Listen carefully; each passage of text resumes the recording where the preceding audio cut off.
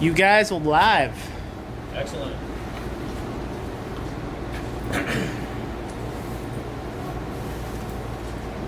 Good Lord, hurry up. All right. Do you want to go? We're going to share a few different stories. Did you want to go first? No, go ahead. All right. Yeah, come into the middle. Whenever All right. you're for this. So we have a few flash fiction stories that we wrote to share with you guys, special for this. So this is the first time these have been read anywhere? Mm-hmm. This is the first time you've read anywhere? Not quite. Okay. All right. First one, I didn't title these, they were basically 1 through 5. All right. John Baltisberger and I became aware of one another due to the public masturbation. I did not participate. I was nowhere near East Texas at the time of the incidents. I read about it online, same as the rest of you. The Austin wanker was terrorizing citizens for weeks. Austin was a homeless man in San Antonio when John recruited him for his performance art. They were going to revolutionize the art of public jerking. That's what their website said anyway. I subscribe to the newsletter too. You may have known him as Dirty Austin, Sleazy Austin, or Stinky Austin. He was known by all those names before he joined up with John and became Austin Wanker. Over time, John perfected his techniques and had to recruit more and more performers because he was finishing them off too quickly. People weren't getting their money's worth. The performers were, but the crowd that hung around for it needed a little more. Austin grew jealous and went solo. I don't know what John is doing with his life at this point. I'm not sure John knows what John is doing with his life right now.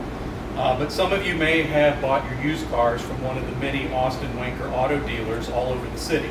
Mr. Wanker is planning to run for the Senate in the next election cycle. I got on his political action committee's mailing list somehow too. But that's how I met John Baltisberger.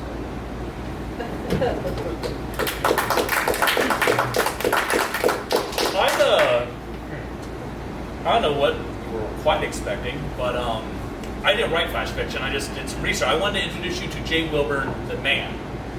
J. Wilburn, born October 5th, 1952, is an English playwright, author, film director, and visual artist who came to prominence in the mid-1980s with a series of short stories, The Books of Blood, which established him as a leading horror writer. He has since written many novels and other works. His fiction has been adapted into films, notably the Hellraiser series, the first installment of which he also wrote and directed, and also the Candyman series. He was also an executive producer of the... Yeah? I think that's...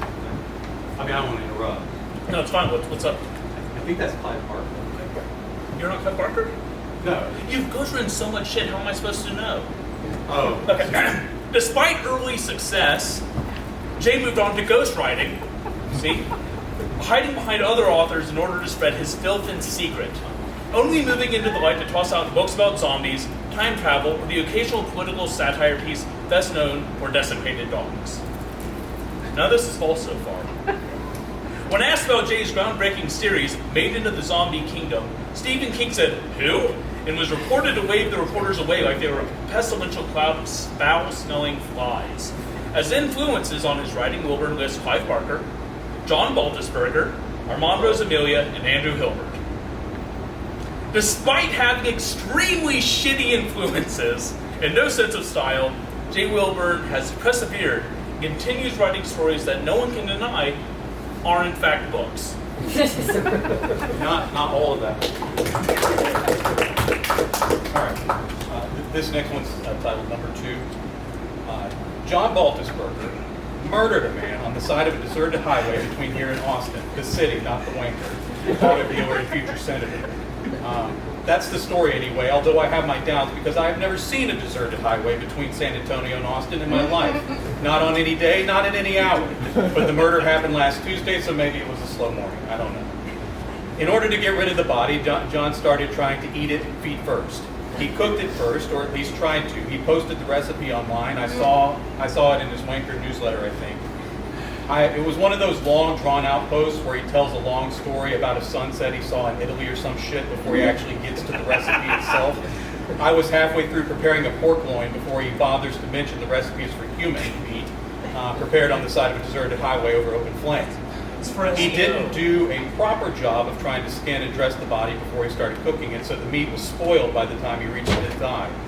The other cannibalistic, wanking, homeless performer artists in his murder gang got tired of his poor cooking and unhealthy working conditions, so they chased him through the open desert. I'm still not sure how he got away alive to appear at this convention, but here he is telling lies about me as usual. The most upsetting part of that is I'm a fucking fantastic cook. I'm very good. Just get to the recipe, that's all I'm saying. It's for SEO, Jay. I got it. This next bit of information I titled, Jay is a spooky author. See, compliments. As mentioned, Jay has spent a bit of time as a ghostwriter, which basically means that people would hire him to write books, slap their own names on them, and then languish in relative obscurity, while Jay himself languishes in actual obscurity with the rest of us. Now, Jay has signed several NDAs, meaning he isn't allowed to share what he's written or who he's written for, right? That's how That's ghostwriting works. 100% true. Yeah. Now, here's a fun note, though. I haven't signed a single NDA, meaning I have no moral, ethical, or monetary reason not to share those names. Jay, you can stop me at any point. You know my price. All right, well now would be, no, go ahead. Carrie 2, Carried Away by Stephen King. If Stephen King is secretly Jay Wilburn. Hannibal Rising, supposedly by Thomas Harris. Nope! Jay Wilburn. Carmilla by J. Sheridan Le Fanu. You don't know what the J stands for, I assume. It stands for J. The Art of the Deal by Donald J. Wilburn Trump. The Haunting of Hill House 2, Too Haunted to House, allegedly by Shirley Jackson. The Bible by the J-Man and Friends. Great work on that one, by the way. I feel like it was rambling, but go ahead. This is the last chance. You can make this all stop. All you have to do is say the word, and you know I can make this and everyone in here go away. I don't have any money, so... Okay, no, that's fine. Maggots Screaming by Max Booth. That is correct. You think Max has written shit since getting his Hollywood check where we need to do something? Hell no, not a chance in hell. It has all been Jay. Hell, Jay's probably written a few of my fucking books at this point. I have no idea where he's going with this, but this one is titled number 3. John Baltisberger owns a gaming company. This is all true. You can check for yourself. What you may not know is this is his second attempt at game design. He worked for Hellerula Games Incorporated back in the 1970s. He'll tell you he wasn't even born back then, but don't believe it. The court records speak for themselves.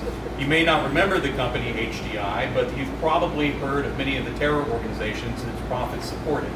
Not important to the story, though, it was the 70s. These were crazy times.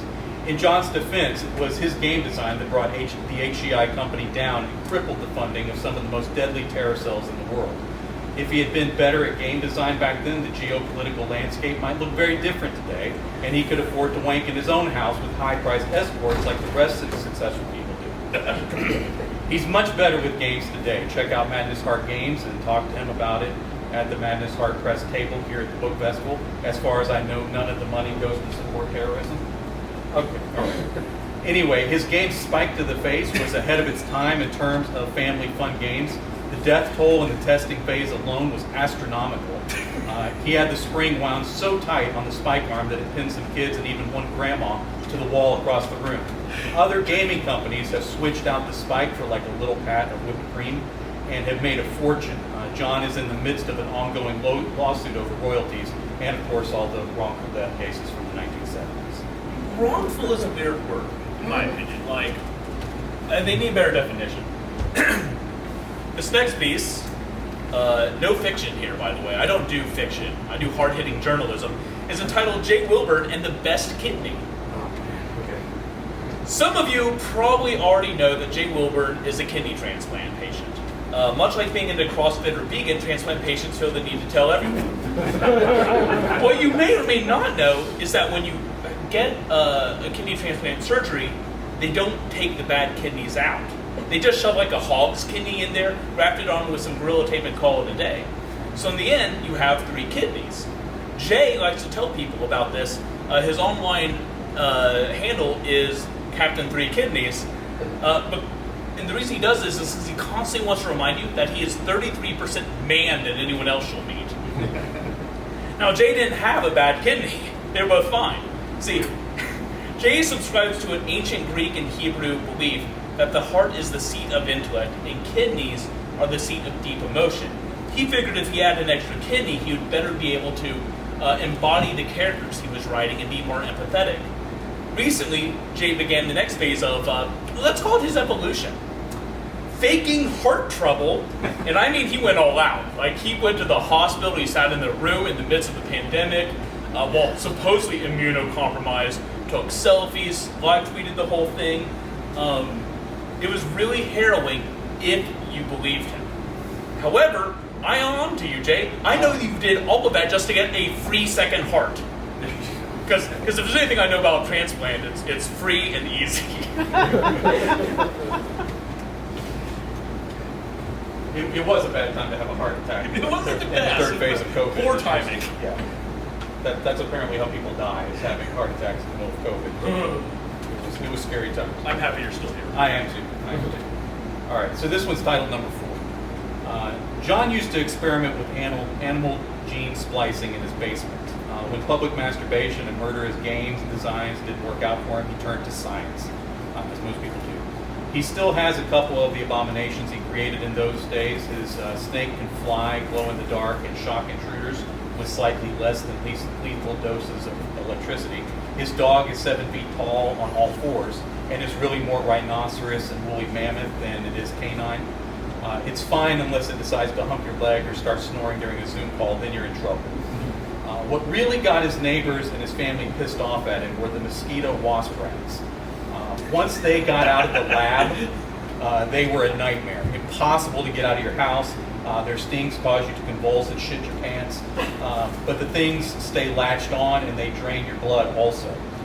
People had to hang like garbage bags full of water outside their windows to keep these things from flying in. There are still swarms of mosquito wasp rats flying around today, like this is freaking Australia or something. But after the BS we've been through the last couple years in this rolling apocalypse that we call the 2020s, people hardly notice it. I'm working on a patent on those, by the way. That's probably smart. Good business. This next little bit is called J. Wilburn, Cyber Criminal. Oh, man. In preparation for this day, and the slander that I knew J. Wilburn would attempt to drop in my lap, I enlisted a top secret cabal of hackers, private investigators, and witches named Hazel to do a deep dive into Jay's sordid and often disgusting life. What they pulled from me was something so terrifying, I hesitate to share it. But I've been left with no choice. Right. My friends, I present to you J. Wilburn's Google search history. Oh, Jesus. How to do a spelling? Callista Flockhart, single. How do I turn off caps lock? Are Monroe's Amelia more popular than J. Wilburn? Who is J. Wilburn? Sexy pictures of J. Wilburn. Porn, parentheses, Pamela Anderson's head on Garfield's body. Am I legally married in all 50 states? Can I get divorced in only specific states? Where can I buy a really big jar of peanut butter? Can a ghostwriter hire another ghostwriter? Am I haunted? How many kidneys does God have? Where can I find this next is the one that made me worry about you, man. All right, I'm worried too. Where can I find a capybara? Will capybaras be my friend? Are capybaras poisonous? Capybara recipes. Is doing a reading the same as a rap battle? Who is John Baltisberger? John Baltisberger criminal history. Sexy pictures of John Baltisberger. Surprisingly robust search. I've done my time. This is my 5th and final reading. Do you have another one? I do, yes. Oh, that's unfortunate. All right. For them, yes. This one I titled number 5. All right. Finally, the police came to my house looking for information on John Baltisberger, a.k.a. the Wank Master of East Texas, a.k.a. Spike to the Face John. I'm no snitch, but I did tell them everything I knew about him. I'm not going down for his war crime lifestyle. I got my own stuff going on. Then the cops are like, what's that smell? And I'm like, I'm cooking pork loin, mind your business. You guys are cops from Texas anyway, you don't have any jurisdiction here. It smells like meth, they said. The fact you know what meth smells like says more about you than it does about me cooking meth in my guest room, I say, with a shit-eating grin on my face. Besides, joke's on you, since South Carolina lowered regulations during the pandemic, I can cook meth legally now. I can also ride a motorcycle without a helmet, start my own zoo with any wild animals I can buy, run a small daycare out of my home, and run a bar/strip club at night as long as customers bring their own alcohol. By the way, all of that is true except the cooking meth part. But I was trying to. How's the house market? How's the housing market? Good. Surprisingly, you can sell anything around there. Nice. All right. So I started them off with stuff about John Baltisberger and his life of crime. Really sold him out hardcore. And of course, I mentioned he'd be here at the Ghoulish Book Festival this weekend if they wanted to snatch him up in a raid. They're going to grab me too, so it doesn't look so obvious that I'm in on it. Horror writers do not like snitches. I'm going to speak to my counsel, Wrath James White, after this. Oh, Lord. Yeah, sorry, bud. Okay. Jay thinks he's got an ace up his sleeve with calling a SWAT on me, but what I have here is so incriminating, so horrifying that some of you may vomit. See, while doing a deep dive into Jay's cyber presence, we located his dating apps. It is with deep regret and sorrow, directed mostly at his wife and family, that I have decided to share his Tinder profile with you. Username, 3 kidneys CrossFit dude. Name, J Big Dick Energy Man Wilburn. And first of all, your profile picture is definitely a picture of Shane McKenzie. It's not. It. Maybe his body, but not his head. Your head patted onto Shane's body. That's how I do all my promo.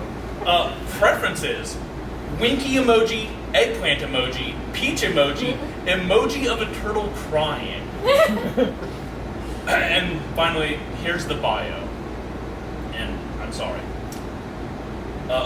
It does list your age as 20. But in the bio, it says, I'm actually 35. I don't know why it says 20, lol. My hobbies include laying pipe, blowing out backs, and ripping bongs. I've won 3 runner-up trophies in the county's vape smoke tournament, and it's pretty competitive, so you know I bring the thunder pussycat winky emoji times 5. Gross. Then you go on to say, I'm married, but what my wife doesn't know won't hurt me. No fatties, no dudes with back hair, no women with less than 5 teeth. I don't judge, but I am licensed to officiate DJ competitions, cornhole competitions, Equius-themed weddings, and I can notarize a doctor's note for when you can't walk right. Winky emoji, eggplant emoji, water spray emoji. I don't have a car, and I live with my family, so I'll need a ride to your place. And 420 friendly is a must. Hit me up for a dream boat. Winking boat emoji. I really don't.